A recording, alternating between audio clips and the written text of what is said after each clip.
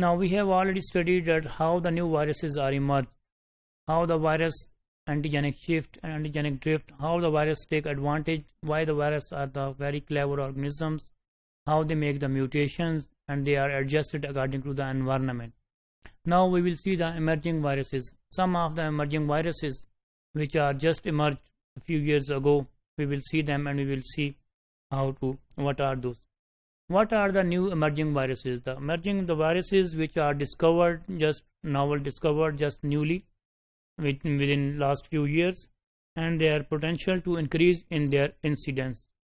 Here you can see some of the viruses which are just emerged very recently.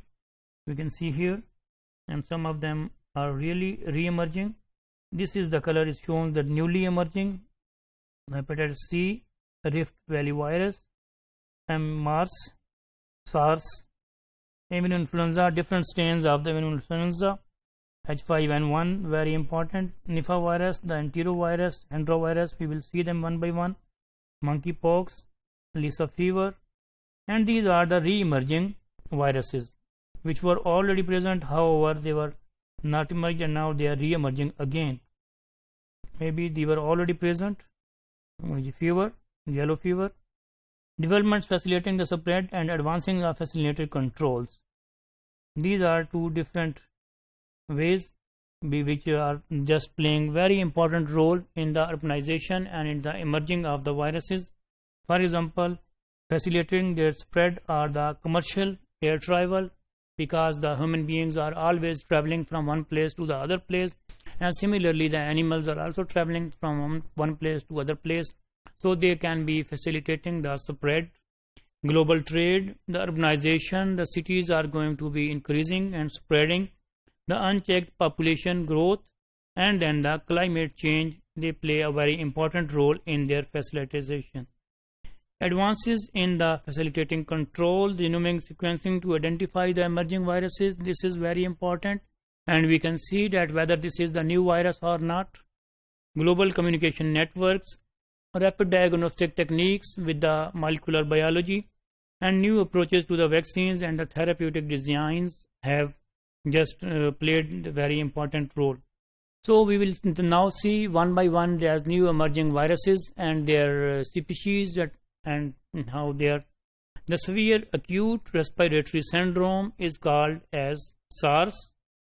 This is outbreak in the China was very important a few years ago. It is zoonotic in origin and it is caused by the coronavirus. If it is part of the pneumonia, it can cause the clinical signs are very important, and most of the time it is concerned with the respiratory system, and therefore it is called as respiratory syndrome. It will be lead towards the breathing difficulty, and most of the time, some of the time, the death can also occur with this. Then one of the important is the avian influenza virus. It is also zoonotic in nature. Actually, it was the avian disease, the avian virus, but however, because of its zoonotic nature, it is also called as avian flu or the bird flu. We have a large number of strains, and there are new emerging strains are there. So therefore, in our previous studies, we always take the examples of the avian influenza whenever we were talking about the new strains. There are two different strains it contains. One is the highly pathogenic, HPA1A, and other is the low pathogenic. H5N1 is the most common and the zoonotic. This is also the common flu, and it can also be proved very deadly. Then one more emerging virus is the Ebola. It is caused by the Ebola viruses. It will cause the hemorrhagic fever, and it is very deadly disease, but rare. It damages the immune system and the organs. Of course, the human immune deficiency syndrome is also very important, because it is also causing the disease in the immune system. And similarly, the Ebola is also causing the disease in the immune system. Therefore, there will be the uncontrollable bleeding. Immune system is the of any host organism is the system which is going to invade the foreign invaders. If some of the invader is just causing the disease in the immune system, then it will be very important, and it can cause much of the dangers. Then Ebola virus disease, just view that Ebola is the most feared for the internal and external bleeding it can cause with the victims owing done to the blood vessels. The damage will be directly with the blood vessels. Actually, it was discovered in 1976, and then majority of the outbreaks have appeared in the Africa. At least 12,800 people are died until now from the 1976. Here is its life cycle, which is self-explanatory.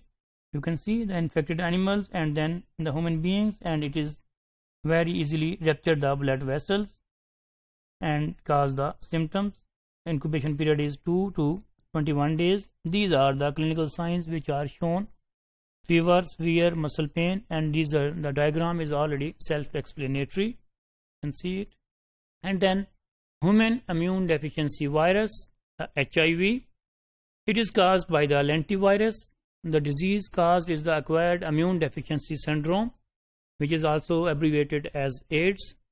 It is also invades the immune system, and therefore the immune system is failed, which is very important phenomena of the AIDS. Opportunistic infections or the cancers will also be there because the immune system is under high pressure of this virus. HIV is an infection that can lead to the AIDS. HIV stands for human immune deficiency virus. It is a virus that breaks down certain cells in the immune system. Here you can see the three kinds of the HIVs: acute HIV, the chronic HIV, and then the AIDS. First of all, the acute HIV, they will show us the flu-like symptoms that occur from days to weeks after the host has been interacted with the HIV virus. It can be the chronic HIV, also known as the latent infection. We have already seen in detail that how the latent infections occurs in the virus cases, and they can be integrated and it can last for the several years, and then it can lead to the AIDS. AIDS occur when of course we have already studied that it will be acting on the immune system, occurs when the CD4 cell counts falls below 200 and then makes a person vulnerable to the opportunistic infections. Any kind of the infections can take the advantage of this because the immune system of the host is under huge pressure of this virus, and then it will be called as AIDS.